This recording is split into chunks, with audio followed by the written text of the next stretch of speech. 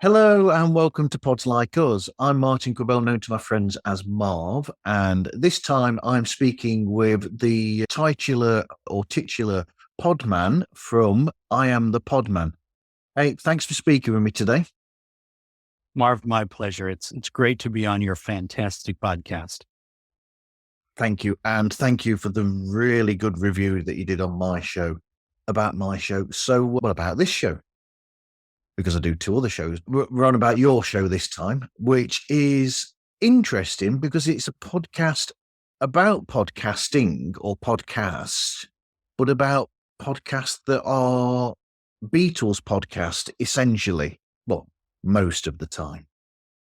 Most of the time, sometimes I do stray into related podcasts, but my thinking was I would always have people saying to me, you should do a podcast about the Beatles. And they come to me with all their bizarre questions.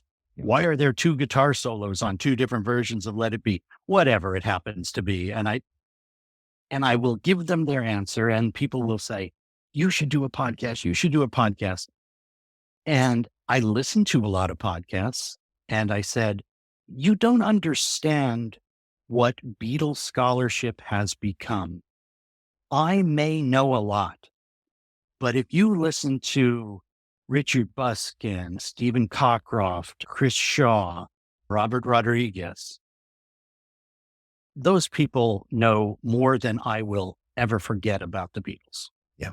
So that doesn't seem to make too much sense to me, that I would share my paltry knowledge when you have such giants when it comes to Beatle knowledge, talking about the Fabs. So I kind of thought on that a little bit. And I thought doing a podcast might be fun. I've since realized it's not. No, I'm just kidding. But anyway, and I thought, well, it's hard work. It is. What can I do? And I said, well, I've heard some dreadful podcasts. I mean, stuff that I can't believe exists. I won't name names, but I remember listening to one where it was about the Beatles and the Beatles humor. And they would say things like, a lot of people don't know this, but George Harrison was a big fan of comedy. And then they would play 15 seconds of like music, not even Beatle music. It would be like, dun, da, da, dun, dun, dun, da, dun, dun. And then they'd come back with another one line. John Lennon used to tell the audience to shut up. Dun, da, da, dun. And I thought, okay, I could do a podcast. What the heck? If this is passing for a podcast, I can do a podcast. And there was a show on American television, I'm sure it's not on anymore, actually on PBS, called Sneak Previews. Yep. And it was two film critics, and they would play a film trailer. And they, of course, had seen the film. So they play the trailer, and then they would discuss the movie. And I thought, well, I mean, I can do what people who have absolutely no talent do, and that is I could be a critic. And so that's kind of the direction I took. As a strange aside, I happened to be watching that show. I came back from a jog and was watching that show rather than watching the football game on the evening of December the 8th, 1980. Wow. That's the show I was watching. It's all connected. But anyway, so that's why I decided to start I Am The Podman, a Beatles podcast review. Another reason for it was I wanted to talk about some of the amazing podcasts that are out there. There are things that if you're a Beatles fan, you need to listen to these things. They're incredible. Nothing is real. Oh my goodness. I Am the Egg Pod. Incredible. Pods Like Us. Incredible. Thank you. But, you know, and it opens up the whole story of the Beatles in so many other ways. And that's always quite fascinating. So that was kind of my motivation. And of course, the other motivation is I know I'll eventually make millions from this, right? Of course. You can attest to that, right? I can. None of these guitars behind me were purchased with any money I've got from this. They're years old from back in the day.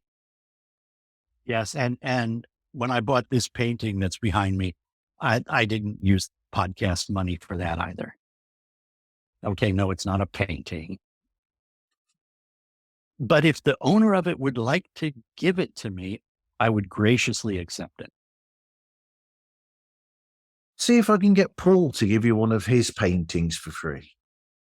Yeah, that'd be nice too. I'd take one of Ringo's, even his kind of stick figures with the heads. Those are kind of cool.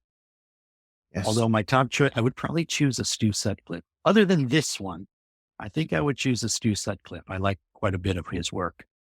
Yeah, either Stu or Klaus's work. I love Klaus's work as well. Yeah. Yeah. Fantastic stuff. Amazing. So we're already going out of this because the secret to this show is that I have a list of bullet points that I follow so that if we ever stray, I allow the show to stray, but always make sure that these points are hit. So what is your actual earliest Beatles memory? Well, I've got visual aids. This is actually one of my earliest Beatle memories. I had one of these guitars when I was what should I say, a little podman, a pod boy. Okay. And I remember absolutely loving She Loves You. That's the first thing that I remember. And I lived in New York. Sunday dinners, from an ethnic background, Sunday dinners were a huge thing. So we would go to those Sunday dinners and I'd be surrounded by people who didn't speak English. No, that's unfair. But well, let's say, first generation immigrants. And I was 3 and I'd be strumming my guitar, singing, yeah, yeah, yeah. And they loved it. I got to watch the Ed Sullivan Show. I only got to watch the Beatles' first set. After that, it was like, no, it's time for bed. You can't watch anymore. So, and I don't remember watching anything else, any of the subsequent Ed Sullivan shows. Okay. It's interesting because I just feel that New York was very Beatles oriented, especially in 1964. Yeah. And it was Beatles everywhere. And then once I moved to the West Coast, I lost track until 1973. My father and I were in, I think it was a store called Grant's. It's long gone. And my dad picked up the Blue and the Red album and he was just amazed. He thought, this has all the hits on it. We have to get these, but we didn't own a stereo. Okay. So he said, the only way I can sell this to your mother is if we sell the basically Victrola. It was a big RCA, beautiful piece of furniture, but it weighed about 1,000,000 pounds. So we had a garage sale, sold that, bought ourselves a crappy little stereo and the Beatles, the Red and the Blue album. And it's probably 1973. It's probably the first time I ever heard stereo. Yeah. And I was just astounded. So it kind of shot me right back to She Loves You. And I was obsessed, immediately obsessed with the Beatles. I mean, I remember hearing the sound effects on Yellow Submarine. And I mean, it was just like, oh my goodness, I've never heard anything like this before. Or how intensely frightening I Am the Walrus was. I remember when that goes into mono, the stereo system we had a little cabinet and my mom and dad's records. My mom's Doris Day records, my dad's Tchaikovsky and Joni James and Johnny Ray. We're all in there. Yep. And I remember sitting there listening to I Am the Walrus and thinking, there has to be a speaker in the middle, and taking all their records out, looking for that middle speaker because that's where the sound was coming from. It's hard to imagine now, but in 1973, hearing stereo for the first time was an incredible experience. And to get to hear it on the Beatles just made it even more incredible. Yeah. So that's my first memory of the Beatles. And so you could say I basically took 1965 to 1973 off. And then my fandom really got shoved into overdrive in 1973 with those albums. So I guess I'm a first generation and a second generation Beatle fan. That's true. You just didn't have the in between years. But I mean, the red and the blue, they're my first experiences as well. Because I was born in 1970 and my parents bought the red and the blue, and they bought Red Rose Speedway and Band on the Run all at the same time. So all those four were bought then. So I was brought up on that, and then that taught me. Then every time we visited, even as a child, family or anybody or any friends of family, I'd sort of like see them go out to go and make a drink, and then make a shot straight to the record collection. And it became a thing then that I'd always base what I think of people based upon what was in their record collection. You'd go there and you'd flick through the records and go, oh, that's good. He's got that one. And those people that were really, really into it, you'd know they were really into it because they've got a copy of the Ringo album. Yeah. Or they've got one of George's albums back then. If you've got something like 33 and a Third, you'll think, oh, that's somebody who really loves the Beatles. Absolutely. So, and it's funny because once you've gotten the red and the blue album, you get that little insert, which I don't think you had in England, did you? Which listed it was so inaccurate. So, I mean, for years, you're looking for the Beatles single Thingamy-Bob because it says it's a Beatles single on that. But I would have friends who would say, oh, you like the Beatles? Have you heard Purple Hand? It's like, what's that? And eventually, of course, I realized that Purple Hand is Living in the Material World. But at that time, who knew? Yeah. So I thought, well, George has an album, Living in the Material World, and apparently an album called Purple Hand that I've never heard. So it's so different nowadays. I was thinking about this in 1980, my best friend and I went to England. Yep. And I remember we shot probably 3 rolls of film each, 36 exposure. So about 100 shots each on the train from Gatwick to London because everything was so different and amazing to us. And of course, the biggest target, Battersea Power Station. We had no idea what it was called. There was no internet. We couldn't look that up. No. But it's like, Dana, that's the building from Help and Animals. Oh my gosh, click, click, click. It was such an incredible experience. And I mean, one that can't be relived. And I guess knowing is better than learning in some instances. Maybe not. I take that back. I'm going to absolve myself of that statement. I think learning is maybe better than knowing. More fun.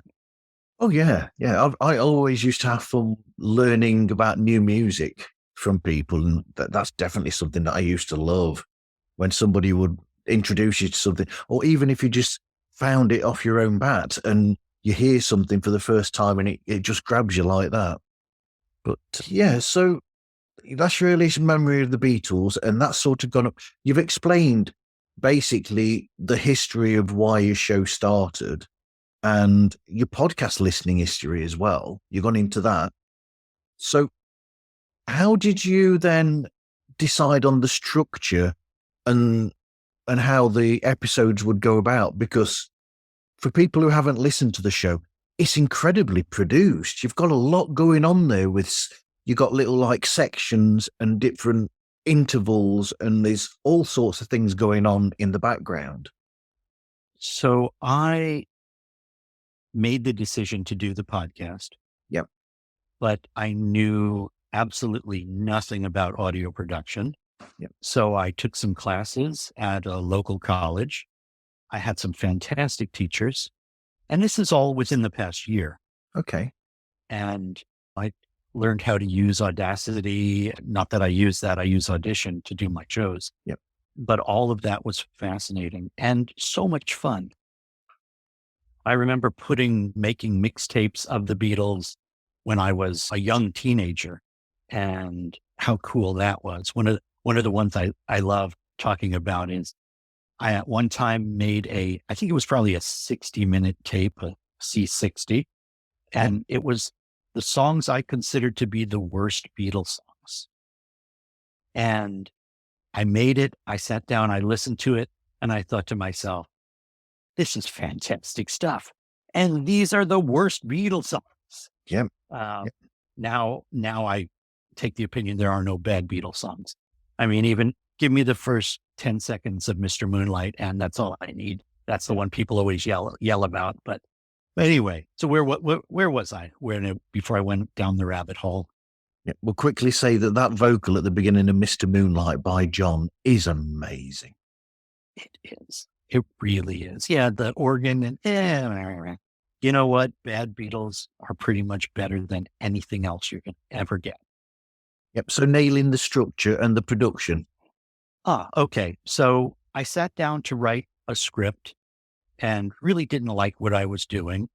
And I thought, well, I do have the whole concept of doing reviews of other podcasts. Yep. And so when I sat down to do the first episode, it was shortly after Now and Then had come out. And I thought to myself, I cannot not do a Beatles podcast. Yep. And not talk about Now and Then. It's amazing. Yeah. For so many reasons. The music in and of itself is one thing, but as I talk about, I think it represents so much more. And so I said, well, I'm going to do a little commentary segment. Then I did a review. I can't remember whose podcast I did. Oh, it was Chris Shaw's I Am the Egg Pod. Yep. Because I felt terrible about, I Am the Podman. That's going to be the name of my show. I can't believe no one's used that. That it's such a great title, blah, blah, blah, blah, blah. And I thought, this is weird. And then I realized, wait, I love Chris Shaw's show. It's one of my all-time favorites. Yeah. And it's called I Am the Podbean. Or well, no, Podbean. That's our I Am the Egg. So what is it? I Am the Egg Pod. Yep. And I thought, well, as a way of honoring him and his fantastic show, I have to review his show first. Yeah. And I made a commitment to myself because I kind of impinged upon his name to a certain extent. I'll mention his show every show. So I did that review. And then there's Parlogram Auctions. And that's fantastic as well. And I thought, I've got to mention that, but it doesn't really fit in. It's not a podcast. It's a video, and he does a weekly episode. And I thought, I've got to mention that. So that's where I came up with the center section called Media City, which then opens everything up. I can talk about basically anything. I talk about live events. I'll be doing books. I can talk. It's a free-for-all on that one. Yeah. So, and unfortunately, as it was the first episode, I gave Parlogram Auctions a very short shrift on that. And I will go back to it because it's so extraordinary. He does such a beautiful job. And then I did another podcast that I wasn't terribly fond of. I don't want to slam anybody, for crying out loud. We're all Beatle fans. Yep. But I think it was a podcast that revolved around listening to the Beatles and drinking. And I think my final review was, get a couple of your Beatle buddies, hit the pub, have some drinks, and talk about the Beatles. It'll probably be a much better time. So I will probably go back to that podcast just because maybe I caught an off podcast. And so I'll go back and listen to it again. But it seems like pretty much I've done one that I like a great deal and one that I don't like quite so much. The reality is what I'm doing is I'm choosing one that I know and that I know I'm going to love because they're fantastic, and choosing one that I probably not ever heard. I did Fans on the Run, Ethan Alexanian's. Yep. And that was wonderful, but I had never heard that before. And Ethan is a terrific guy. So that was a fun one to do. So I actually had on my last episode, 2 podcasts that I liked a great deal. And then I also talked about the NAMM convention, which was an extraordinary experience. So that's why it wound up being almost 2 hours. Hey, this is Jeff Cummings from the Best Song Podcast, the show that is telling the stories of every song nominated for the Academy Award. You're listening to Pods Like Us. Hey, this is Brian with Concerts That Made Us podcast, and you're listening to Pods Like Us, a great show about other great shows. But it's more interesting in a way because what you're doing is, well, it's different in a way to other Beatles podcasts in a sense that you're doing that and then it's multi-layered essentially, whereas a podcast like I do outside of this one of those two that I do, is about a specific subject. We might hit the news at the beginning, this is going on in the Beatles world, blah, blah, blah. And then we basically do similar things to a lot of the other podcasts do. But yours, it does a section on the review in this show. Then you'll do what's going on in the Beatles world that's hit you and other things that are going on in your life around the Beatles world. And then you might do another review. And like you said, you do this Media City where you'll look at video shows or something else that's to do with it. So it's not staying on the same subject in a way. It's going from one subject to another, and it makes it more, in some ways, it fits more for people that are more interested in. It's a show that I think if you wanted to, you could listen to one section of the show. If you've not got much time in your life to be able to do podcast and listen to an entire hour, 2 hours, it works for you being able to sit down and listen to 15 to 20 minutes on one subject. And then you can take a break if you want to and come back to it. And then you're on talking about something else that is still Beatles related and fits with the general everything, but you can take it in bits or you could take it as a whole, which you can't really do with most of the other Beatles related shows. And the way I think about podcasts is it's an audio experience. So you can be doing other things. Now on YouTube, our dear friends at YouTube who apparently will, the whole copyright situation on YouTube is insane. But what I've been doing with YouTube is taking a segment, exactly what you say. I've taken a segment because if you're watching YouTube, you are watching it. So I'll take a segment, a 15-minute segment, for example, and make that a YouTube short. Not that it's a short in terms of YouTube, but anyway, but I use that thinking that maybe people are not going to want to stick around for an hour and a half. Most of my episodes are about 45 minutes, but so that's kind of a novel way of doing that. The other thing is it's great for content because I can take one show and put up 3 shorts from one show. So that kind of works nicely as well. The other thing I love is finding things that I want Beatle fans to listen to the podcast and go, I see what you did there. I mean, if there's such a thing as audio Easter eggs, that is one of the things I'm really concentrating on. I love doing that.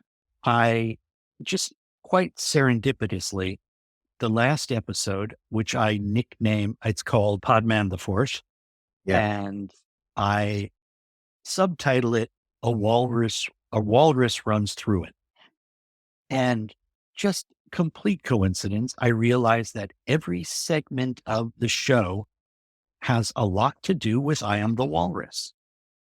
And so I made my commentary about I Am the Walrus, and I said, I've got to find some weird things. And finding, tangentially, I refer to It's All Too Much, and I find a version of It's All Too Much in Dutch. I mean, to me, that is something that's incredibly cool. Some people might think, please, you've got the Beatles. What do you need that for? A bluegrass version of It's All Too Much.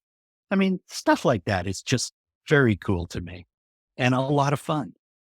And if the Beatles were about anything, it was fun. I mean, their second single is fun defined. You can't listen to Please Please Me without getting up and moving your ass. It's an incredible song and it is so much fun. And they maintain that all the way through. We were giving something away here. We were talking about Love Me Do. You've just reminded me saying that about Please Please Me. Me and Ed were talking about Love Me Do last night. And the fact that in the McCartney A Life in Lyrics podcast, Paul almost puts the song down in a sense as being, oh, it's just a simple little song and it's nothing to it. And then John used to put it down as well. And I was saying with Ed, I was saying that the thing is, I said, it might be a simple song, but it's effective. It works. And also, I said, I don't think they realize the power of that song as much as the listeners, but it's the same for all creatives, really. You create a song that makes you big. Love Me Do, no matter what people say about Please Please Me, Love Me Do hit the charts in the UK, and that was the start of it. And then Please Please Me just took them to a whole nother level. And now I don't know where I was going to go with that one, except just to say that a song can be simple, but it can be an incredible song at the same time. Absolutely. And I think one of the things that, when you are basically one of the greatest composers of all time, and certainly Mr. McCartney fills those shoes quite aptly, it's easy to put down things and to not overplay. So let's face it, the level of your own greatness. If he walked around saying, they're comparing me to Mozart, it would turn people off. So he has to be a little bit coy on that. Yeah. And while the lyrics of Love Me Do don't hit the level of thoughts meander like a restless wind inside a letterbox. Yeah. For 1962, those lyrics are not bad. No. I mean, if you take them out of context, you might think, well, they're kind of simplistic, and the playing is simplistic. And why is Ringo pounding on that tambourine when he should be on the drums? But if from 1962, that's a great song. I mean, it certainly doesn't portend what's to come in a few short months. Yeah. With Please Please Me. I mean, which is just off the charts. Please Please Me. You could listen to anything on the radio today, and it doesn't have the power of that song. However, I think Paul was just being coy anyway, because let's face it, he has creative decisions, and he's the one, I'm sure, who said, yes, B-side of Now and Then, please, Love Me Do. Yeah. So I take that, actually, I take everything Paul says with a grain of salt. Yes. It's well, and I'll take that from your podcast with Alan Kozin. Alan said Paul has a public persona and a private persona. Yep. And when he tells these stories, he's being Paul McCartney, the famous Paul McCartney, the act you've known for all these years. Yep. And so it doesn't matter if they're letter of the law true. It's something that people have come to expect. It's kind of like going to a McCartney concert and he's going to sing Beatles songs. That's what everyone expects, and that's what everybody wants. And we want to hear those funny stories about Live and Let Die. Oh, who are you going to get to sing it? Or whatever, Sergeant Pepper, Salt and Pepper. We want to hear those stories. And to steal his phrase, it's bloody Paul McCartney. Shut up. But I mean, you hit something there, and on the show that I do with Ed and with Kit O'Toole, Toppermost of the Poppermost, we're saying on that with each record, from Love Me Do, as you carry on, especially in that first year, each release is that much of a step up from the previous release, that the way that they grew in that first year alone is astounding. I mean, they took a career and jammed it into, well, let's call it 8 years. And the progress is amazing. I often think about that. If I haven't listened to something in a while and I throw on whatever it happens to be, and I'll be listening and I'll think, it's unfathomable that these guys did not have an advanced musical knowledge and music theory education, because the things they do are incredible. And I know that Paul has said, well, we kind of like that because we're not stuck in a series of rules. And I understand that, but it's just amazing stuff. There are times when it's like, these four scruffs from Liverpool could not have written this song. It is so amazing. And you could basically pick 50 songs and say that about it. So it's quite astounding. I remember the first time I went to Liverpool. It was 1980, and I had an epiphany. Okay. And that was, back then Liverpool was not Beatles centric. Now it's like Beatles Disneyland, which is so cool. But back then, really nothing. And I thought to myself, these guys knew what they had to do to get out of here. Yeah. They knew what their lives would be like if they stayed here. They'd be working on the dock. Paul would be a 9 to 5 school teacher. George would probably be an electrician or something. Ringo would be working in a hair salon. Who knows? Yeah. And they made a decision, whether they made it consciously or not, that we're going to work our butts off and we're going to get out of here. And we're going to go to the toppermost of the poppermost. Absolutely. And they did. And it's amazing. It's a story you wouldn't believe if it was a book. Been said a million times, but it's too incredible to be true.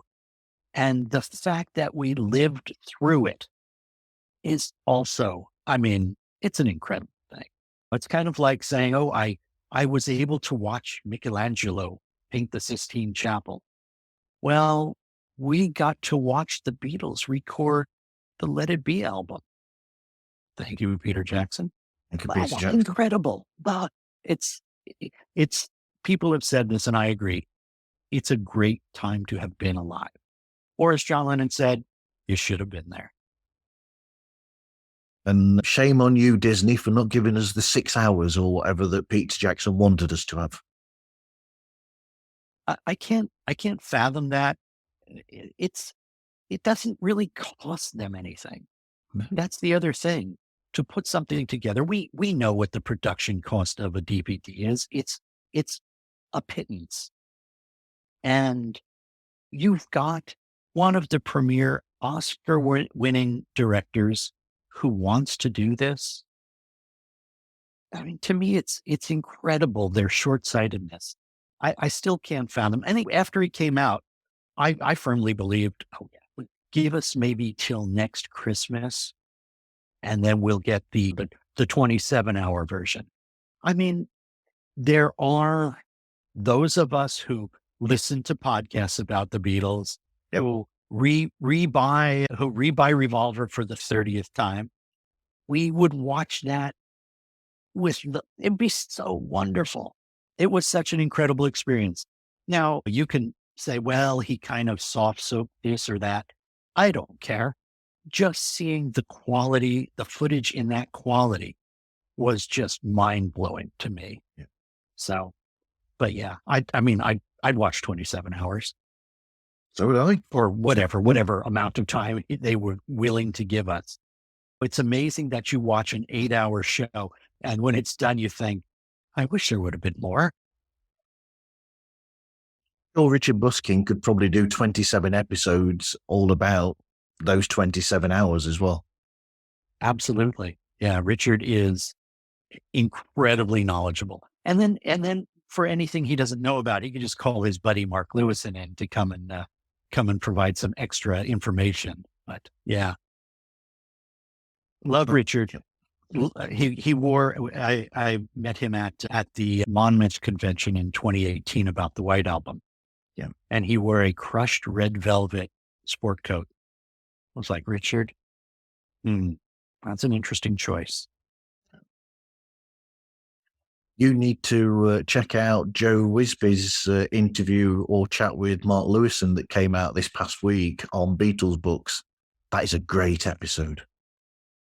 And does Mark drop any hints? He does mention what he's working on at the moment. Yeah.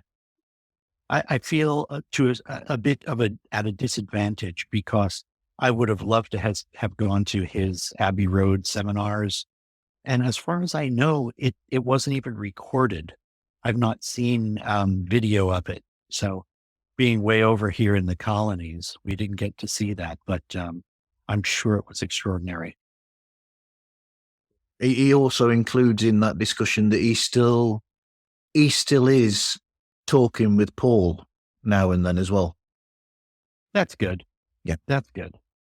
I know there was a little bit of friction here and there, but I have to think that Paul, who's chosen not to write an autobiography per se, he said he'll let the songs speak for themselves, has to appreciate that someone is putting everything to paper and telling the story as it should be told.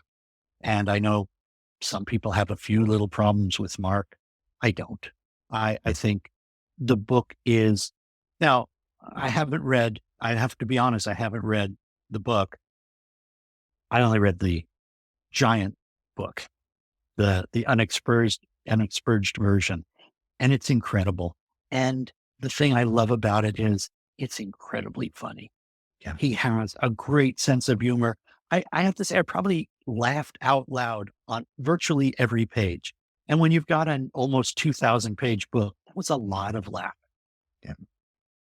So, But there's also the fact that Mark writes from the point of view of just talking the facts. He doesn't put any opinion in there whatsoever. He just puts facts in there. His own opinion, he says, is nothing at all to do with what goes on the page. He doesn't want to make people think something based upon what he thinks about something. He just wants to put the facts out there for people to make their own minds up about it. right, because so many authors have put their own 2 cents in. Yeah. And very often, not only is it not welcome, but it doesn't age well. You read a book on the Beatles from, say, well, let's say early 80s, and there's going to be things in there that probably the authors would want to recant. Philip Norman is an excellent example of that. He's tried making amends for Shout for the past 40 years. But the thing about Mark that I really, other than just the scholarship, is incredible. Having had the opportunity to meet with him and chat with him a bit, he loves the Beatles. He's not one of these people who have a cynical bone to pick with anything. He loves them as much as we do. Yeah. And I appreciate that. And he'll say it. It's not like he's playing it close to the vest. He loves these guys. And I think that's a wonderful thing. I think it makes him stand out from a lot of the authors who have more of a hoity-toity view of things. And it gives him a great perspective. And us talking like this proves to people how you can really go down a rabbit hole with the Beatles, or so many of them, like all these podcasts do that you speak about in your show. Right. And that can be very, very interesting and very fun. I remember an episode of Nothing Is Real where Stephen Cockcroft and I'm not able to pull the name of his partner up there from memory.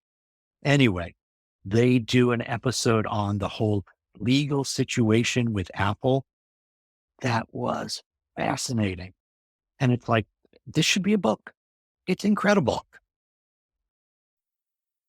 Hello, Scoob believers. This is DJ Scoob from The Undiscovered Entrepreneur, a show that highlights brand new entrepreneurs that are just getting started in their entrepreneur adventure, and you're listening to Pods Like Us with my good friend Marv.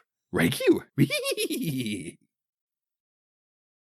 Hey, this is Danny from 1 Minute Podcast Tips, the show that helps you be a better podcaster in just a minute a week.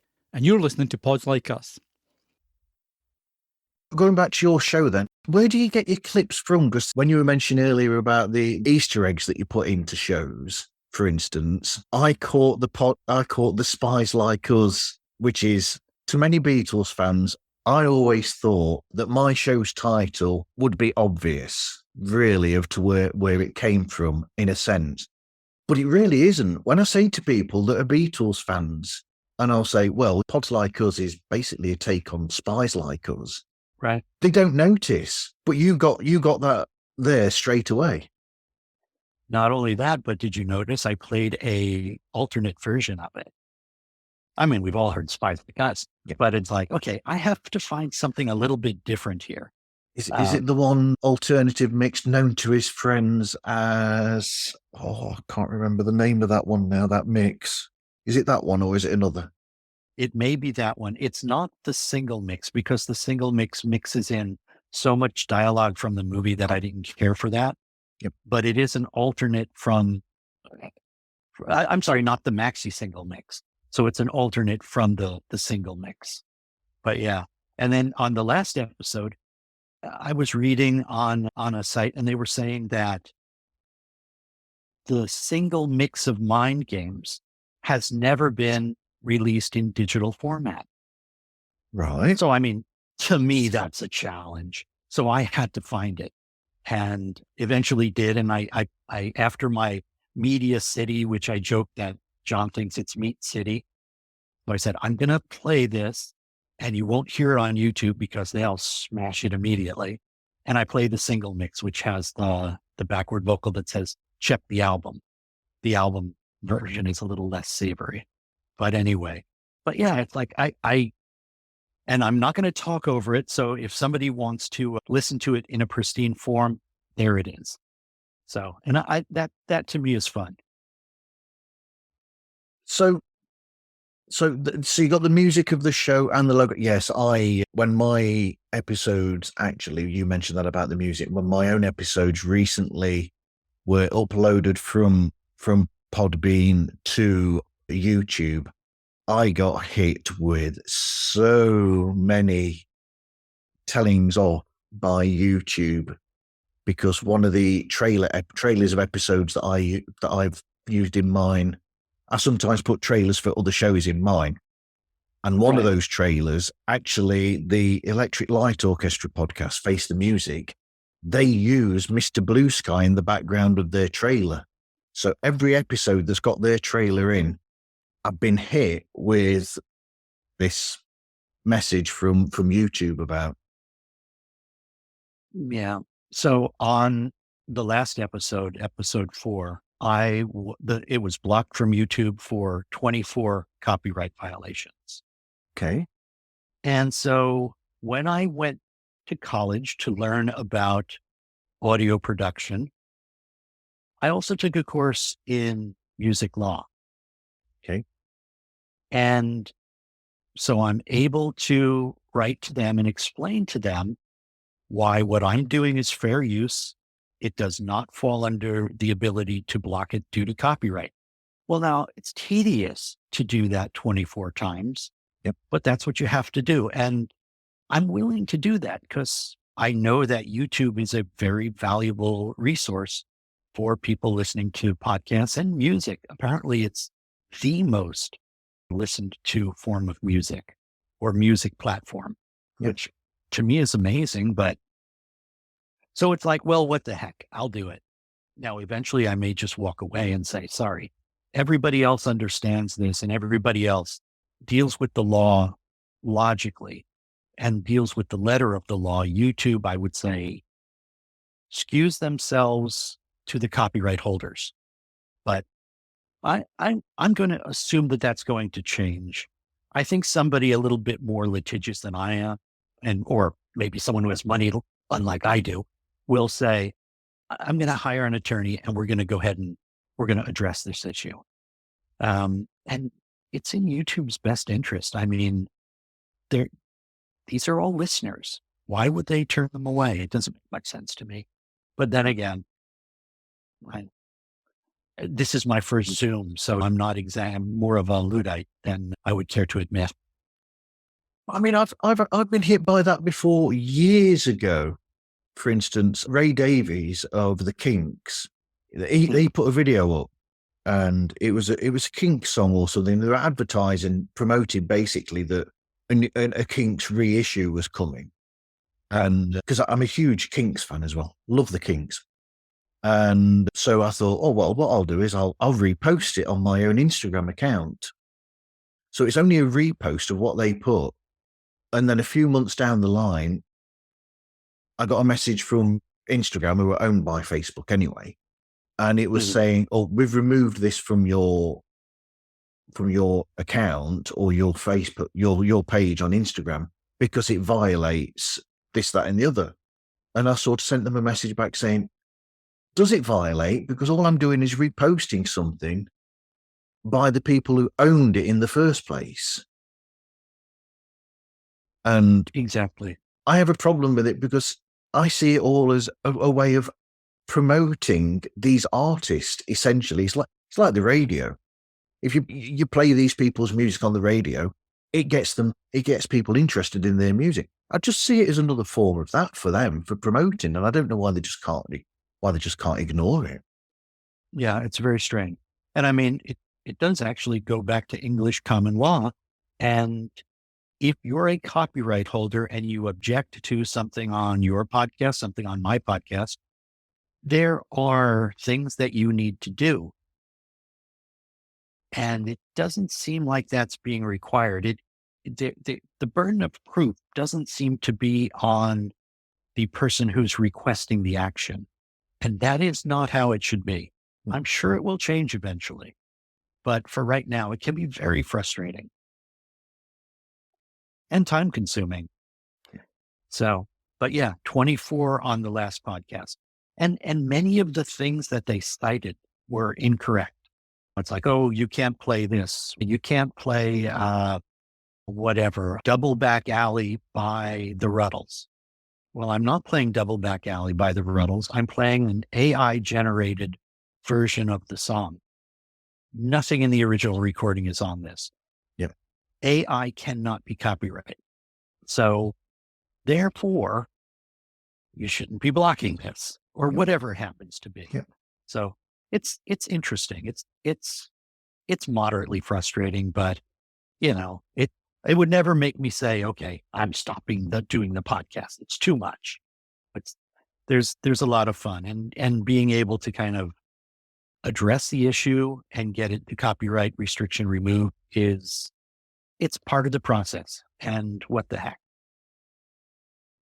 I mean, we do the same. We do the same with Toppermost in a way, because all of the stings in there, all the little musical clips that are in there at the beginning and at the end, definitely. I mean, we do play the little clips of the songs that we're talking about, but the opening and the end bits, they're actually me performing the music of the Beatles myself. It's not the Beatles. So I'm doing the bass line to Come Together, and I'm doing the guitar part from Ticket to Ride, or I do And I Love Her. I've got that on there as well. And I think I've done another one. Was it I Want to Hold Your Hand? I think I've got as well. So that's another way around it, because you can't really get in trouble for doing somebody else's, I don't think, for putting your own interpretation of it or a little clip of that on there. I don't think you can. You can. You can. I mean, in terms of copyright law, you're performing a song that is under copyright. Yeah. But the thing is, you're performing it. Typically, it's not going to be longer than 30 seconds. And it's about 5 or 6 seconds. Yeah. Exactly. I got dinged for a 9-second version of I Am The Walrus. It's like, you've got to be kidding. Are you really concerned that someone is going to take that 9 seconds of I Am The Walrus and say, oh, now I don't have to buy the Beatles song. I own it already. That's just silly. It's gotten to the point of being a little bit silly, but this too shall pass. Well, so recording and editing, then you've already said that you use Audition, and we've come straight past the logo that was also in there with the music. That logo is so cool. Thank you. I love those Richard Avedon pictures from '67. Another visual. I love that they finally used them for something. We can't see that. I know I disappeared. Let's see. There we go. I disappeared again. The Invisible Man strikes again. And so I thought, well, my initial thought was to do 4 seasons, each episode or each season of 6 episodes. The logo would be the John picture, but it's me, the Paul picture, but it's me. Although I'm apt not to want to take my shirt off, but in any case, or the George one. And I do have all those exact same tattoos. So but now I don't know that. And then the 5th season would be all 4 of them. But now I'm having fun kind of coming up with the parodies of the sleeves as they apply to the number of the episode. Podman the 4th, the Podman's 2nd podcast, those sorts of things. And that's a lot of fun too. And there's a certain motivation. Once the cover is done, it's like, okay, the cover's done. I got to get this podcast out by this Saturday or whatever it is. So that's part of the fun. And I've always enjoyed those. I have a wonderful Japanese book. I don't even know what it's called. And I don't even remember where I got it, but it's a paperback. And that's all it is parodies of Beatles albums. And it's so cool. Someday I'll get somebody to translate it for me, but it's just one of those things that I enjoy looking at. And so I thought, well, let me do a few of these. So it's a bit of fun. But so right, we'll go on to that then. So the recording and editing. So you use Audition, did you say? I do. I have a blue, what's it called? A blue snowball. So I use that. Yep. Yep.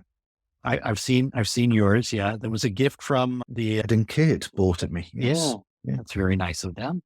So I could use another one. No. But yeah, so I'm pretty happy with the way it sounds. I don't do a lot of compression. In fact, I don't do any. My thinking is I could probably make it sound better, but I mean, it's this voice. How good can it sound? It's all I got. So I don't mess with it too much. And I kind of, in the back of my mind, I know if I tried to do something, it'd be like, okay, I just lost the entire episode. That's sort of, wait a minute, I added compression and now it just sounds like static or whatever. Yeah. So I don't do much with that. And I know I should, but I don't have any illusions as to what I'm doing being important or historical in any way, shape, or form. So I'm the Zapple of podcasts. Listen to it, dispose of it. That's interesting because you're leading now into something that I've got later on, which or I had in mind for later, which is what are you actually listening for then when you listen to shows? What do you listen to? If you're not listening to that sort of quality of voice all the way through with the compressed and the perfection, is it all about the subject and what the top topic is and what they're talking about? Well, when I'm listening for my pleasure, it is all about the subject and what they're talking about. Yep. When I'm listening to do a review, I will mention, I'll mention the quality of the recording itself. I just, one of the segments on my last show, I'm at NAMM, and it's Mr. Bonsai, who was there at the recording of I Am the Walrus. Okay. Knocked on John's door and they chit-chatted a while, and John took him to Abbey Road. But where do these people get a life like that? Anyway, so it's him and Jim Keltner and Denny Kuchmer. And the problem is these recording geniuses, right, are constantly talking off mic. They'll be saying something and it's like, you're holding the mic, you have to put it to your mouth in order for us to hear you. Yep. So it's like, well, you got to do what you got to do. It's such amazing material that the fact that it'd be maybe turning the volume up here and there, it's worth it. It's great stuff. When I listen to a podcast for my own entertainment, I'm listening for the knowledge of the hosts, the topic. I am hoping to learn something, and I'm hoping to enjoy it. I mean, that's really what it comes down to. So there are podcasts where the hosts are, let's say, B-level Beatle knowledge, but they're funny guys. Yep. I enjoy that podcast. On the other hand, someone who's I don't find entertaining or humorous at all, they could be very knowledgeable. And it's like, I don't know if I might listen to specific episodes, but I do need to address the technical issue when I'm reviewing a podcast. And as I said on my teaser episode, that is the pot calling the kettle black, because I know I don't spend a lot of time on it, but nevertheless, it's something I do address. With your show, it's how to word this. With your show, it's almost like waved away from my point of view, and I'm guessing from other people's points of view as well when they listen to it, because you've got all these little Easter eggs and things going on around it as well. That it's almost like, not quite, but it's almost like got a sketch show feel to it, in a sense, where you've got like this section there, then you've got this little bit there, and it's almost like these little musical interlude bits of yours are almost like the Terry Gilliam animated 5-minute short in between the different Monty Python sketches, in essence. So it's almost like waved away, because it's all part of that aesthetic that's going on there anyway.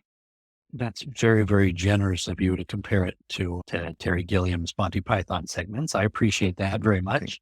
I'll take the compliment, even though I don't know that it's warranted. But I mean, I think it does move the show along a little bit. Yep. And even if someone were just listening, it's like the Podman's babbling about this and I'm tired of it, but I know it's not going to go too long until he's going to play Harry Nilsson demoing 1941 on acoustic guitar. Oh my gosh, something like that. Take seven. Oh my God! Oh my God! He's playing George Harrison singing the Ringo Starr song, or John singing The Inner Light. I mean, that was an amazing thing to find, and it's like, wow, this is incredible. I don't think I had ever heard that. You get to the point where you've heard so much that it's like, I may have heard it a million times, but hearing it was like, wow, I've got to include this. And so I've got to kind of go off on a little Inner Light tangent to rope that in, because it's such an incredible incredible recording. Yeah. So that made it a lot of fun. And that makes it fun for me doing it. And my imagination is, if I, as a lifelong Beatle fan, enjoy doing it, then probably one or two, and my numbers would seem to indicate it is only one or two people, would enjoy listening to it. Well, hoping that more people will. What was it? We're going to use a different analogy from somewhere else now. If you build it, they will come. There you go. Yeah. So hopefully, I mean, I'm hoping that Beatle fans will find it entertaining. I always have a large number of friends who, when I was just running up to getting this started, they were like, I can't wait to listen to your podcast. I can't wait to listen to your podcast. And it was so difficult for me, because it's like, I appreciate that. It's so wonderful of you to say that. But if you're not a very big Beatle fan, I just think it would be incredibly boring. Who wants to listen to somebody talking about worldwide versions of It's All Too Much? No one wants to hear that, except those of us who are crazy Beatle fans. And for us, it's like icing on the cake. So, but yes, it's fun to do. And the research is also fun to do. I mean, I did a segment about John Lennon's piano that was at a concert that I went to recently. It was on display, and it was his piano at Weybridge, and it's a beautiful, beautiful piano. 1897. I can't remember the manufacturer. Is it a Bossendorf? No, it's a British manufacturer, something and Son, but I can't remember. Yeah. Anyway, so he brought this piano with him to Tittenhurst, but Ringo never owned it. John gave it to someone, and he had it inscribed with a plaque. On this piano was written, in benefit of Mr. Kite, Lucy in the Sky with Diamonds, blah, blah, blah, blah, blah. Yep. I could not find who he gave it to, which is amazing, you would think.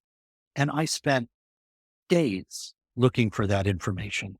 It's like, John gave the piano that he used to write most of the songs on Sgt. Pepper and Magical Mystery Tour to someone. Who was it? So it's one of those things that And was it frustrating? Yes. But was it cool? Yes, it was cool. It was fun looking up all that information. So it's not the same piano that George Michael ended up buying, is it? It's not that one. No, George Michael bought the Imagine piano, the white one from the Imagine video. Yeah. And I can't remember who bought that. Maybe Elton John bought that one. I'm not sure. But Maybe. this one is now owned by Jim Irsay, the owner of the football team, the Indianapolis Colts. Yeah. And who also owns the drum head from the Ed Sullivan Show and a lot of guitars, some really fascinating stuff. Oh, to be rich. Oh, to be rich. Yes, indeed. This is Dave of Live Life Loud, the Decibelic Podcast, and you're listening to Pods Like Us with Marv.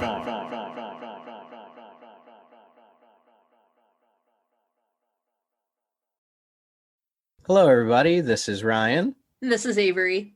and we are from the Frame by Frame King Crimson podcast, and you are listening to Pods Like Us. So, what?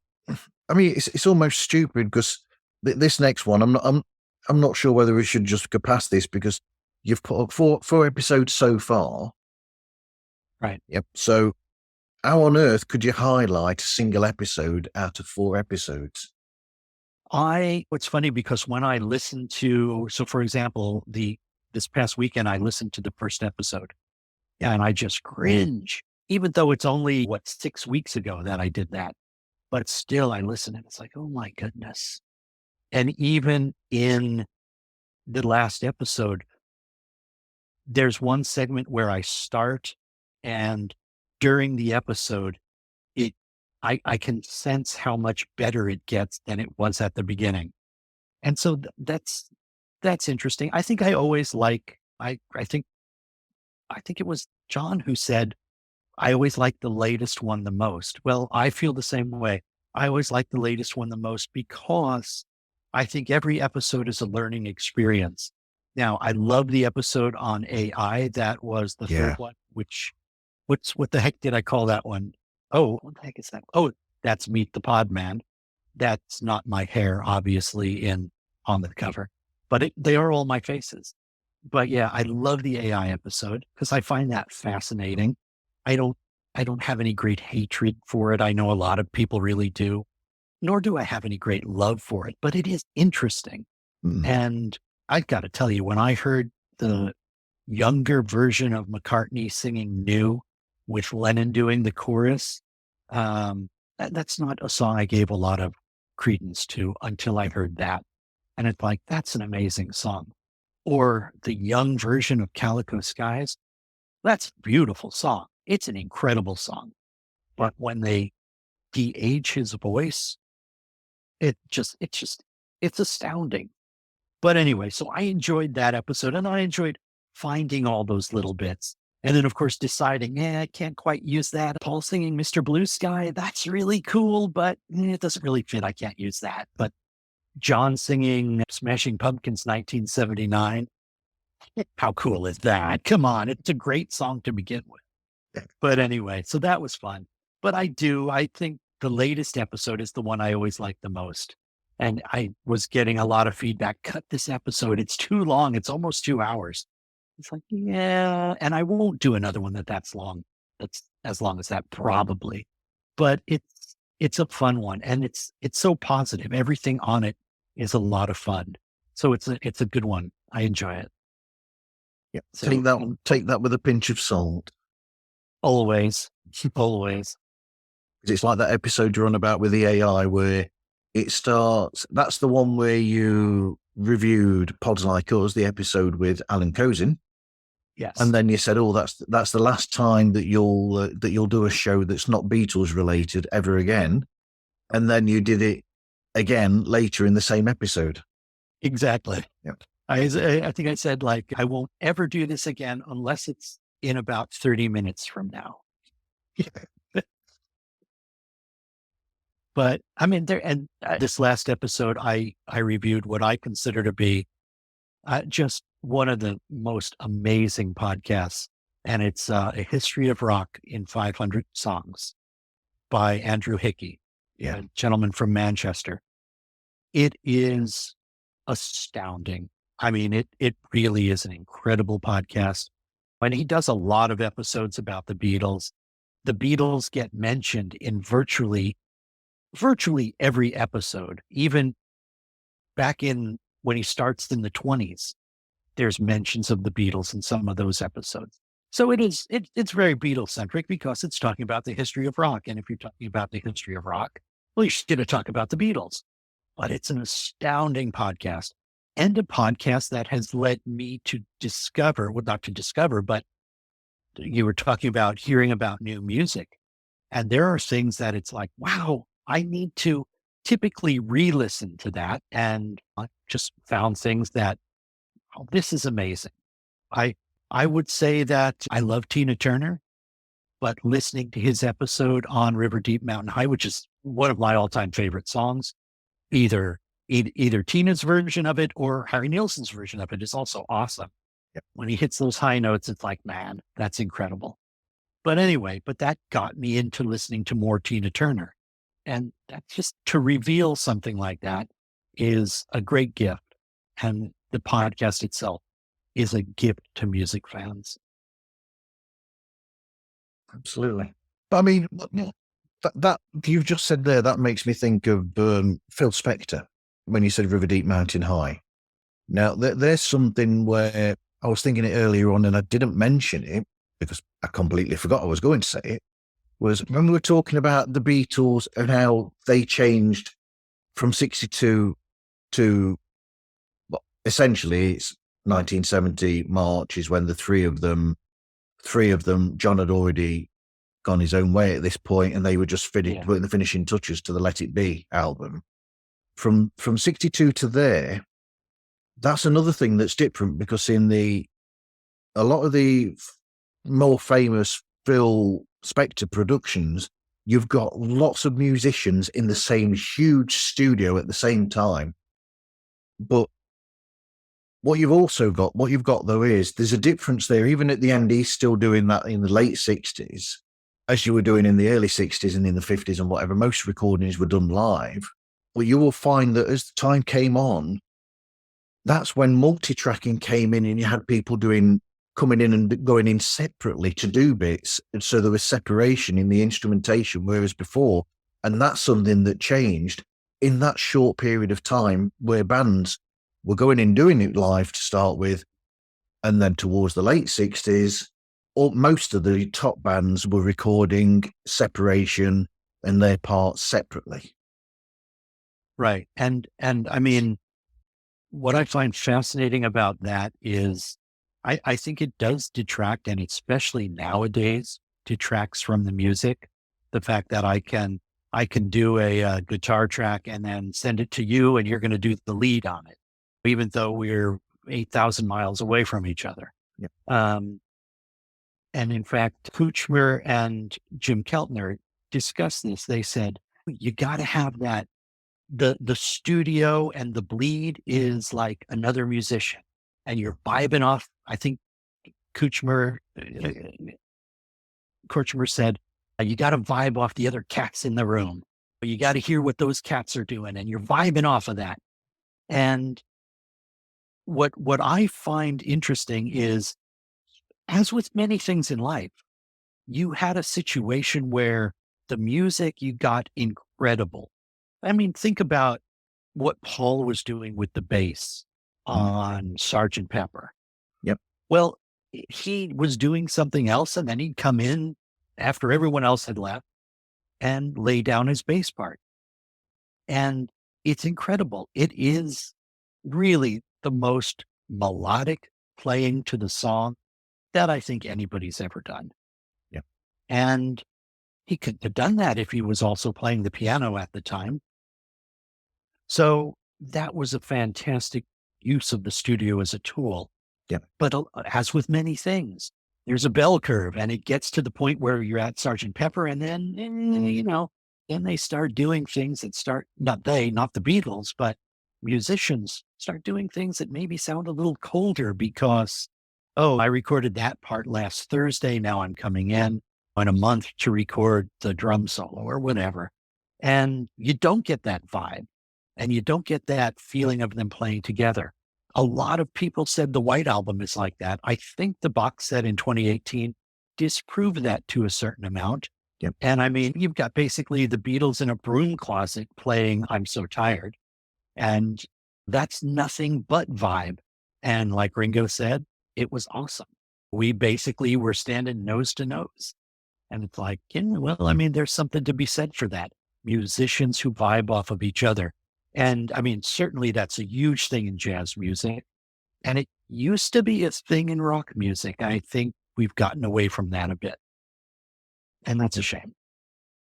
Well, I think that's why John's first post-Beatles solo album, Plastic Ono Band, I think that's why that works really well, is because for the most part, you've got the core three of them with John, Ringo and Klaus there, and they are vibing off each other, where they could just be going there and they could probably come out with something that sounds that's just brilliant with the songs that are there.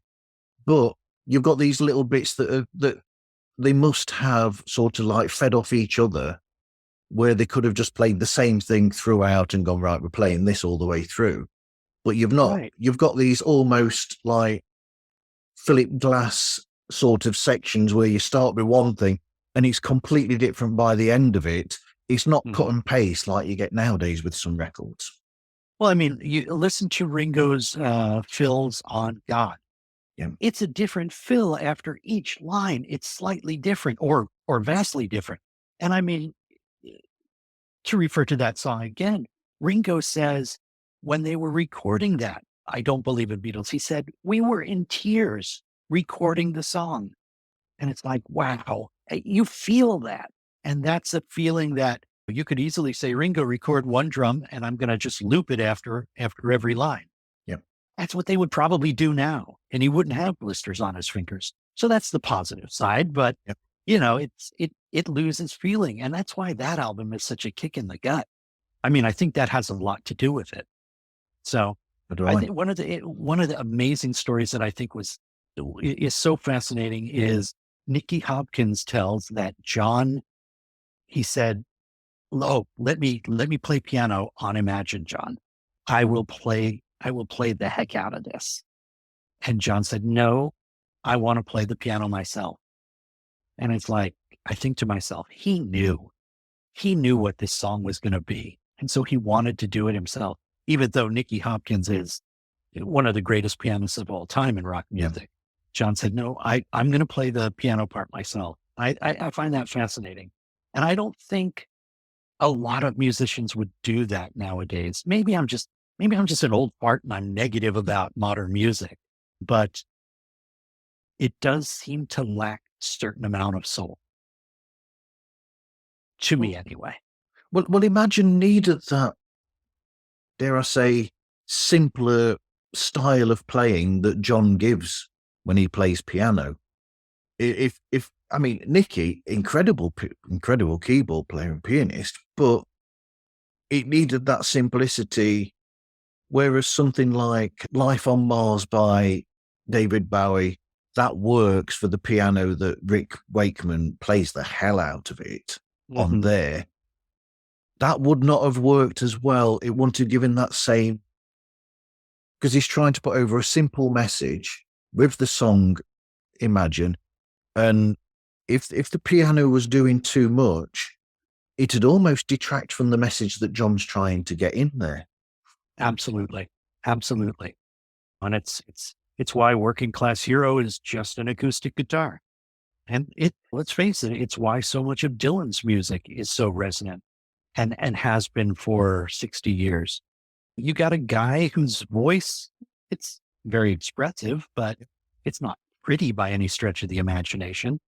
But it's just a guy and a guitar by and large, maybe a harmonica every so often, and maybe the band here and there. But I mean, I think that when you can boil it down, I think that's very important.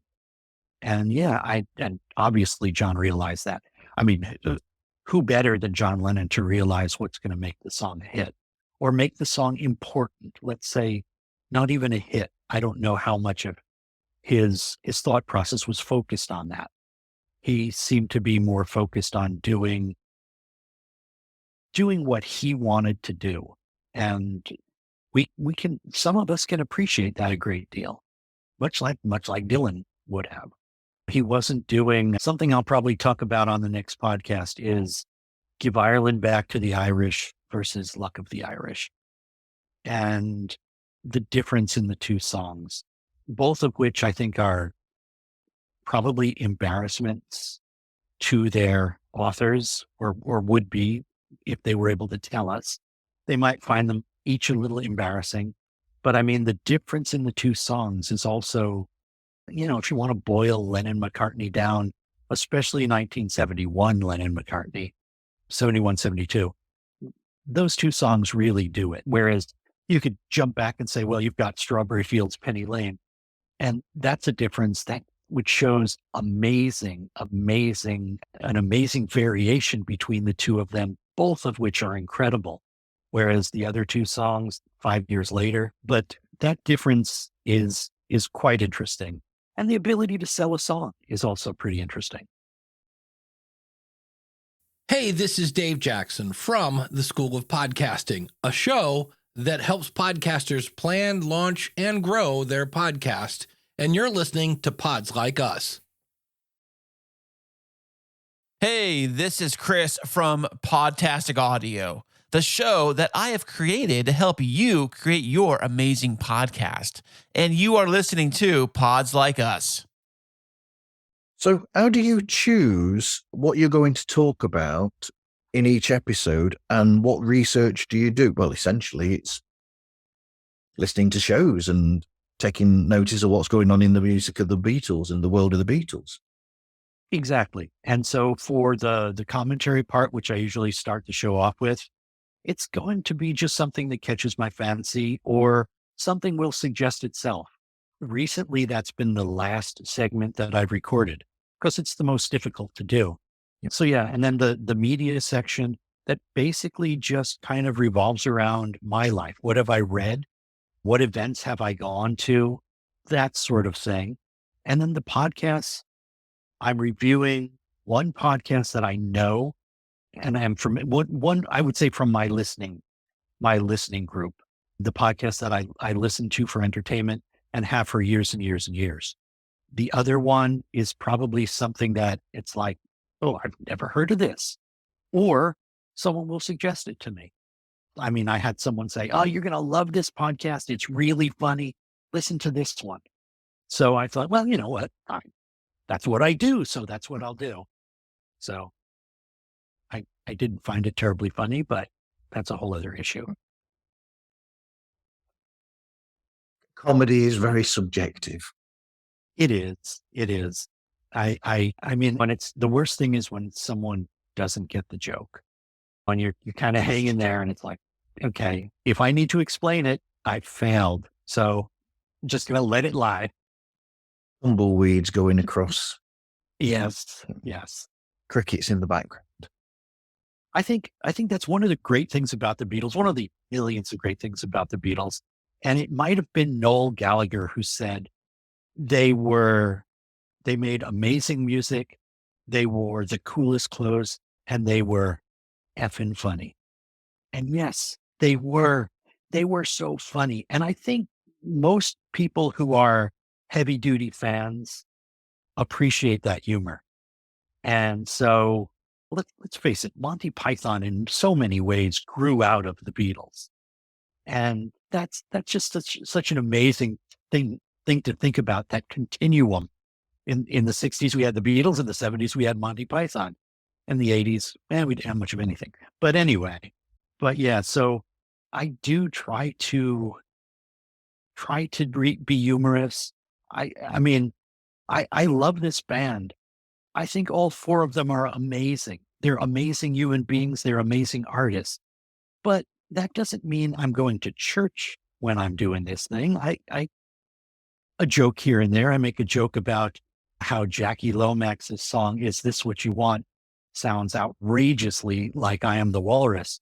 And I say, well, probably the producer wasn't terribly familiar with music plagiarism. Well, of course, the producer was George. So I'm making a little bit of a joke about my sweet Lord, and he's so fine. Okay, we can joke about it. George would probably laugh or sue me. I don't know which. Sue me, sue you. Yep. So here's one that I've got now, and I don't know whether you get what I mean. So your Beatles and solo Beatles go-tos. So if you were to pick, say, one album of each, what would be your go-to Beatles album and then album for each Beatle? I had somebody ask me that on Facebook, and I completely copped out. When it comes to the Beatles, my choice would be the Beatles collection, the box set of all of their albums. There we go. Because no matter what I'm listening to, I mean, I talk a little bit about this in the last podcast. I will purposely listen to albums and songs and artists that I'm not fond of because, I mean, let's take Pet Sounds, for example. I, I, I don't get it. I mean, Okay. there's a few songs on there that I think are extraordinary, but as an album, I listen to it frequently because I think so many people who I respect and admire have said this is an incredible album. You can start with Paul McCartney. And I listen to that album and I think, I don't get it. I mean, I just I don't see that. So a lot of times I'll throw on what I consider to be, I'm not sure which it is, Help or Beatles for Sale, that I would consider to be their weakest album. And you throw that on and it's like, this is amazing. This is incredible stuff. So when people say, what's your favorite Beatles album? It's whatever I'm listening to at that time, because I'm always amazed, and having listened to some of these albums, probably, I'm sure, in the thousands of times, every time I listen, I hear something different, or it makes me feel differently. It's a different reaction, but it's always astounding. And that's one of the incredible things about the magic of their music. Solo albums, that's not so much the case. A Lennonista, I think John Lennon was one of the most extraordinary human beings to ever live. Plastic Ono Band is a great album. Imagine is an amazing album. Heck, I could throw on Mind Games and be enthralled for 35 minutes, or Walls and Bridges, especially. The other thing I like about those is they're not terribly well-regarded albums. I mean, and so when I listen to a song like Nobody Loves You When You're Down and Out, it's like, no, this is a masterpiece. This is an incredible song. So it's so hard. If you said which solo album, I mean, there's nothing better on God's green earth than playing The Art of Dying at an ear-breaking volume. That is an incredible song. Yeah. And the whole album is great. Band on the Run, I think Venus and Mars is probably my favorite McCartney album. Yep. Although every time I listen to Flaming Pie, I think this is an incredible album. Yeah. It really, for a late McCartney album, this is incredible. Band on the Run has 4 or 5 songs on it that I think are just mind-blowing. But the songs that I don't really care for, I think are just really below his level. But on all of his albums, there are a couple songs that I love. A whole McCartney album, probably it would be Flaming Pie, strangely enough. Yeah. And then with Ringo, Goodnight Vienna is a joy, and the Ringo album is fantastic. And I don't mind any of his more recent things. I'm probably not going to throw it on. Vertical Man, I thought, was a pretty good album. And you can't not like Ringo. No. I consider him to be the most important Beatle. He was the missing piece that once they fit Ringo into there, they went from being a band from Liverpool to being a band that would be famous for the remainder of the century. And now we're a quarter of the way into the new century, and they are still the most famous musicians ever. Yeah. That's an amazing thing.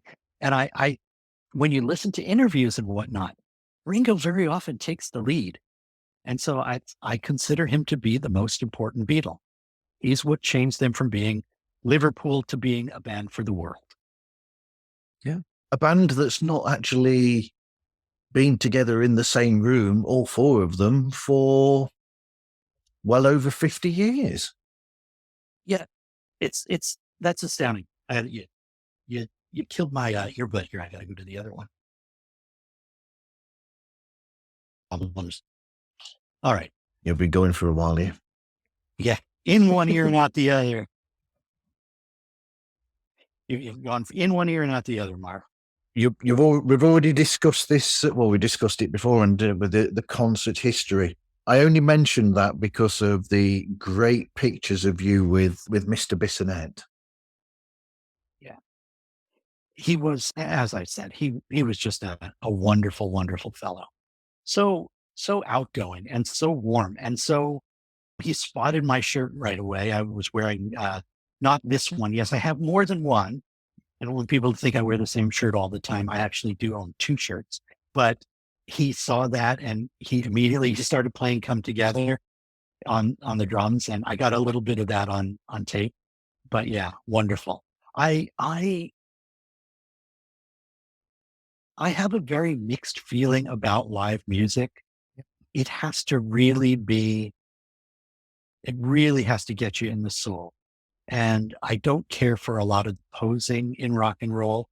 Now, I could spend days on end in New Orleans listening to live music. So I tend to shy away from concerts. The other thing is, unfortunately, as you reach a certain age, Yep. and having played in a number of bands for a long time, the hearing, it's taken its toll. We were very stupid about our ears and our hearing back in the day, and we didn't know half of what they know now. And so I find if I'm at a concert, I remember going to a No Doubt concert a few years ago, Yeah. and there were 3 opening acts. And by the time it got to No Doubt, all I could really hear was static. I mean, so I missed a really good concert because of that. It was annoying. But yeah, so concerts, and I've seen Paul, I've seen a few times. I've seen Ringo a few times. Ringo, I thought his all-star band, man, you can't have more fun. I remember seeing him once with Clarence Clemens, and his Lofgren was there. Dr. John, God rest his soul, was there. It was a ton of fun. Just a wonderful, wonderful concert. And yeah, but I've seen Roger Waters a number of times. Some were incredible and some were dreadful. And you just never know. So I enjoy music, and the skill of playing music always amazes me. And sometimes the skill is not there live when you're seeing something and it's like, so I remember people saying, once you learn to play music, it takes a lot of the magic away. And I don't know. I mean, it may be, and it certainly does if you're watching a concert. But on the other hand, it's like, I can't do that. I don't know how he does that. That's amazing. I'm trying to pick things out, which is always fun. So yeah, some concerts, I'm not a huge live music fan. Okay. Right. So what advice would you give to people wanting to start their own podcast? So my advice comes from all the things that I failed to do. Know what a platform is, know which platform is going to work for you, know what other sites your platform is going to be able to send things out to, maybe have something in the can before you start publishing. I didn't everything. I have absolutely nothing in the can right now. I published episode 4 on, I think it was last Friday. I have nothing recorded. So when I when I do my next episode, everything will be brand new. And I don't mind that. It doesn't take that long to come up with the things and record them. But I would have maybe a couple episodes in the can and press on, and probably don't look at the numbers, because that could be very, very dejecting. You know, you can get dejected very easily when it's like, okay, I worked my butt off on this and 7 people have listened to it.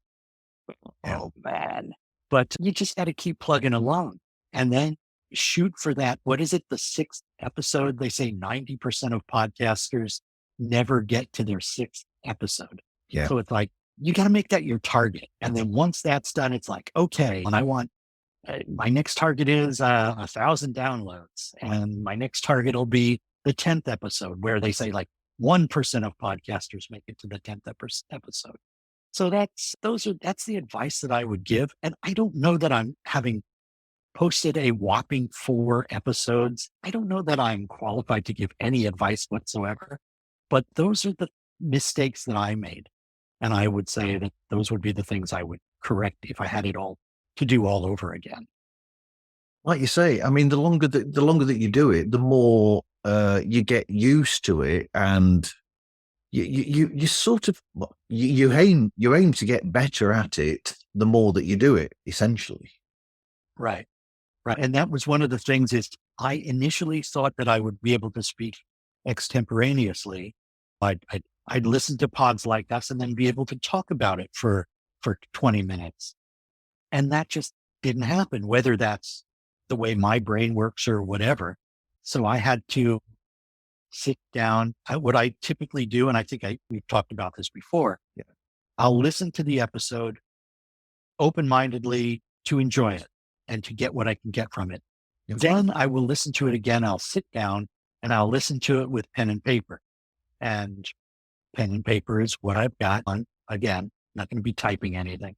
So, and write out the episode, write my thoughts. And that way I can kind of jumble things around and say, oh, I started talking about this and I probably should have held back on that and waited, or I need to emphasize this. So I'm going to talk about it first, whatever. I hate the fact that I'm reading when I do my episodes. I feel that I can hear that I'm reading. I've asked lots of people, and no one has said, oh yeah, it sounds like you're reading. I say, no, everything is written. I'm reading everything. When I go off script, I usually screw it up anyway. And I feel I can tell that I'm reading. So now everybody who's listening to this will say, oh yeah, he's just reading this.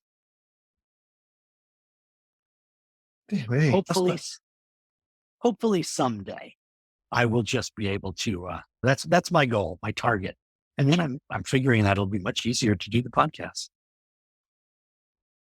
I don't know how to answer that one, but behind closed doors, Ed Chen would tell you that I can probably be very irritated when I want to show with him, because I will just suddenly come out with something that nobody knows about, and I'll just come up with it from the top of my head, and then it probably irritates the hell out of people when I do that. Yeah, but the advantage to that is I'm doing the show in number 2 studio at Shabby Road. I'm doing the episode in a room by myself, and I don't have anybody to bounce off of. Yeah. And I think that would make it in many ways more difficult, but also in many ways much easier to have somebody to bounce off of, because Ed's going to say something and that's going to bring something to your mind, and you're going to talk about it. And while you're talking about it, Ed's going to be thinking, oh yes, that's right. And so on and so forth. So I don't know, maybe I'll just be completely multiple personality and I'll bounce off myself or something, who knows?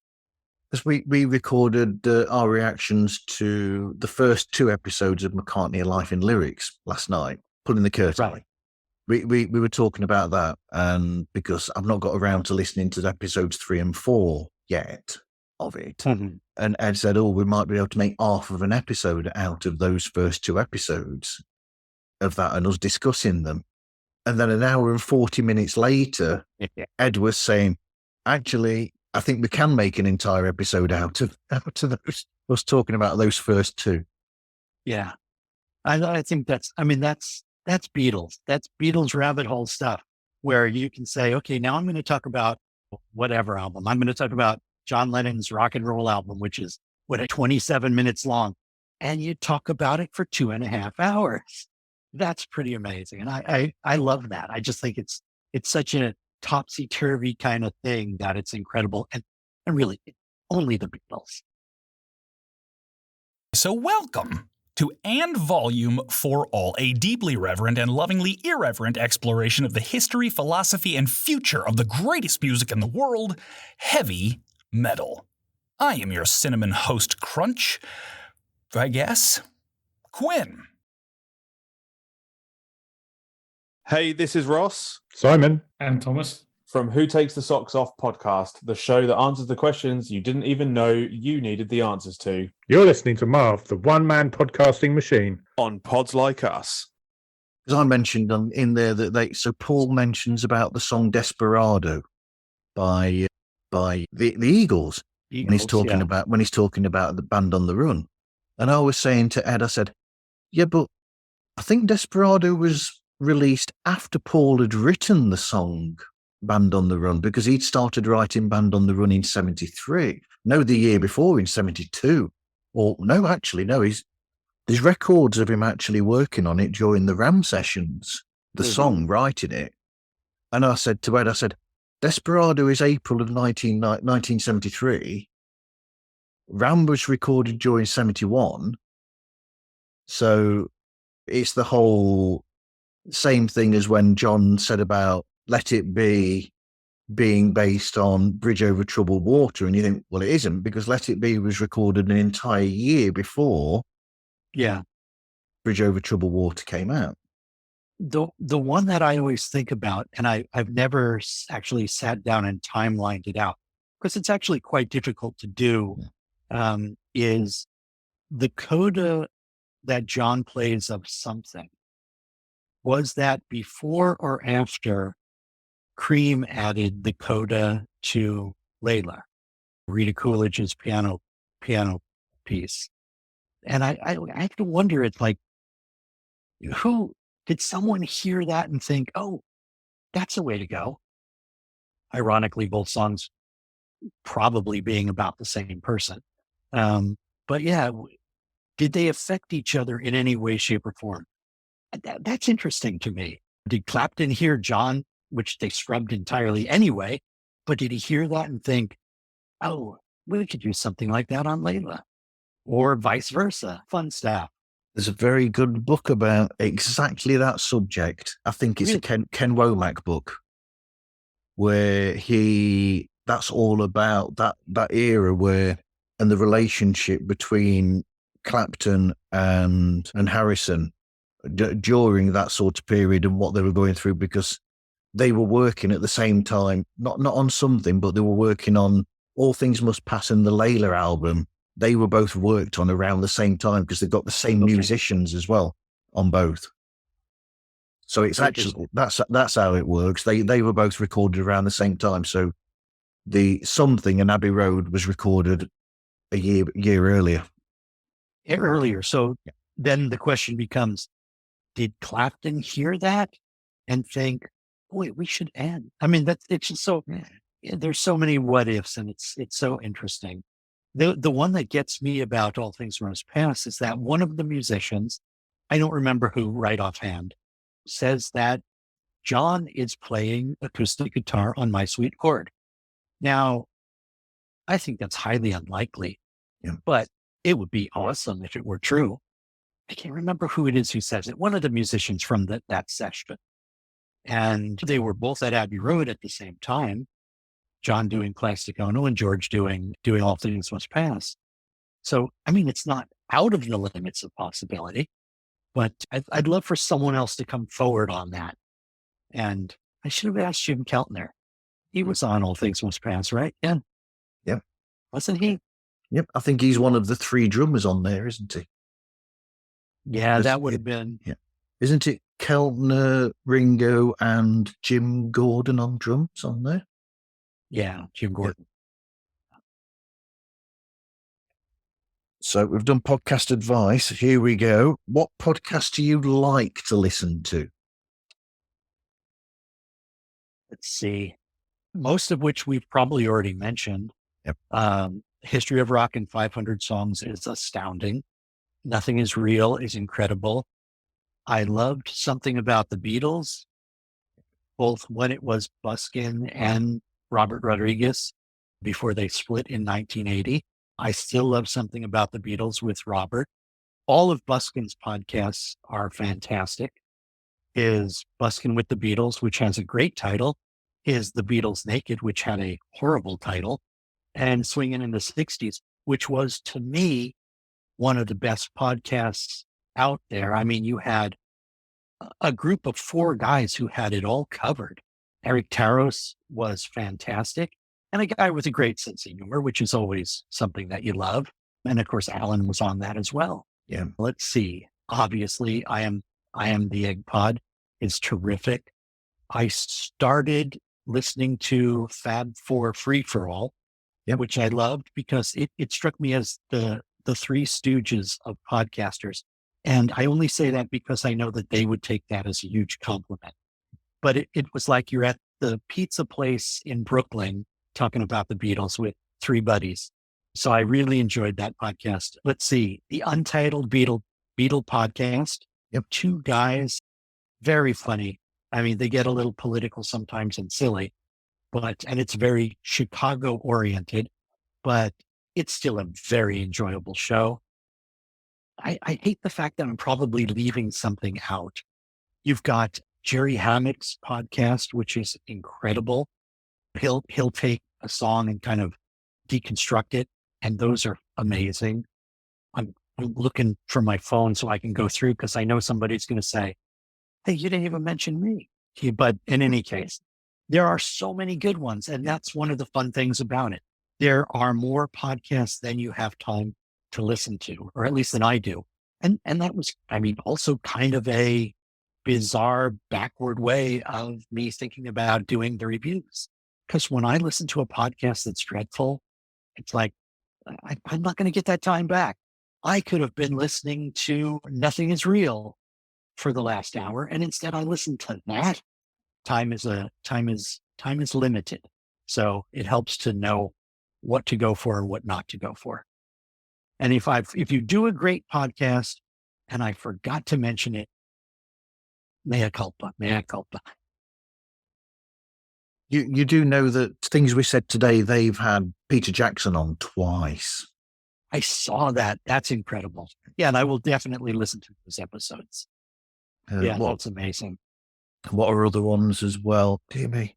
What's the one that Alison and Erica do? Is that BC the Beatles? Yep. Yes, it is. Because they've had some really incredible people on there. They've had Paul Muldoon on there, who did the book with Paul. Yeah. Yep. And then they've also had Giles Martin on there, I think 3 times. Wow. Now, I listened to that podcast way back in 2018 after meeting them.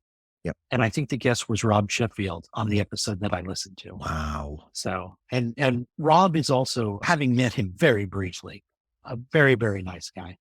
And he had some great lines in his book. I mean, he threw out a couple of really great lines. So that made Dreaming the Beatles, I think it was called, a very enjoyable read. You get some mention of the Beatles in there as well, because he had something, of Queen in there as well, because he had something to do with Queen in the early days of them as well.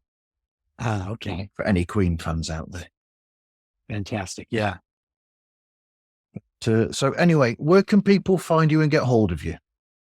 All the usual places. I'm on Facebook. You can email me at iamthepodman@gmail.com. My website is iamthepodman.com. And I'm on Amazon, on Apple, all the typical places the podcast is. And then also on YouTube, our friends at YouTube. Yeah. So. And I've just had a message from Ed, and he's reminded me that he wants to know this. And actually, I meant to ask it earlier on, so I'll get this out before I do my sign out. Ed says, how do you pick which specific episode that you listen to and review that gives that you think is a good sort of like guide episode? That's a great question. And it's very dealer's choice in a way. I know that if I'm listening to an episode of something about the Beatles, for example, it's probably going to be excellent. I'm listening to I Am the Egg Pod. It's probably going to be excellent. So there, I'm pretty much going with the most recent one. For yours, for example, I went with what I considered to be the most recent. And the one that was the most of interest to me was Alan Posen. Alan is always fascinating. I'm a huge fan of his. So it's typically the most recent one. Or if there's a subject that I think needs a little bit more examination, I'll do that. Something about the Beatles just had an extraordinary one about a horrible topic, John's death. But it was an amazing podcast. And I don't think I would review that. I've already done something about the Beatles, and I undoubtedly will again in the future. He and Richard did a Yoko episode that I certainly would want to review because they did such a great job on it. But it's many years old. In fact, I had a difficult time finding it. So it really is just whatever blows up my skirt. It's like, okay, let's go with this one. It sounds quite fascinating. Somebody does a Ruddles episode, I'm probably going to take a look at that. There are a lot of Beatles fans who don't like the Ruddles. And I can't even fathom that. But okay, so let's take a look at this. So yeah, let's just say it's very haphazard. And Ed, I've only done 4 episodes. So that's 8 podcasts that I review. It's not a lot. No. But yeah. And then when somebody suggests something, I figure if someone has taken the effort to actually, I'm assuming, listen to one of my podcasts and then say, "Oh, Podman, you'd love this." Well, you know what? I'm gonna go for it. So a couple I have been direct requests. So unfortunately, neither of which I've been crazy about. But what are you gonna do? We'll see how you feel about the ones that I mentioned earlier on. What did I mention? The Beatles books episode with Mark Lewison. I mentioned that Right. one. Oh, I mean, it's not really right.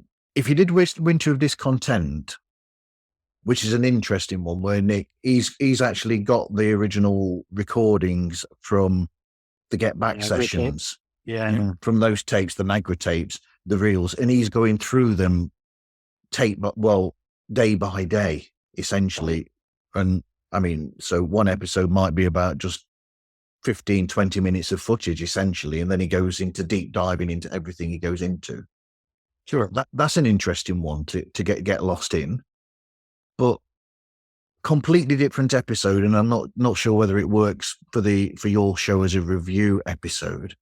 He put out a really interesting side episode recently that's about 10, 15 minutes about the history of Paul's bass that's just suddenly come back. Well, that's interesting. Hmm.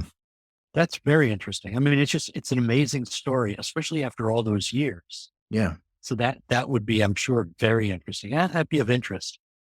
Yeah, because he goes into why many of us have assumed wrongly that it went missing during 1969. And then suddenly when this news came out and it was said, "Oh, I've lost that bass in 1972." It's like, well, where's that bass been for that 3 years between 1969 and 1972? And so he goes into all of the history of like everything up to then, and then what happened recently when Paul got it back. So yeah, very interesting. So you can do an entire episode on Paul's lost bass.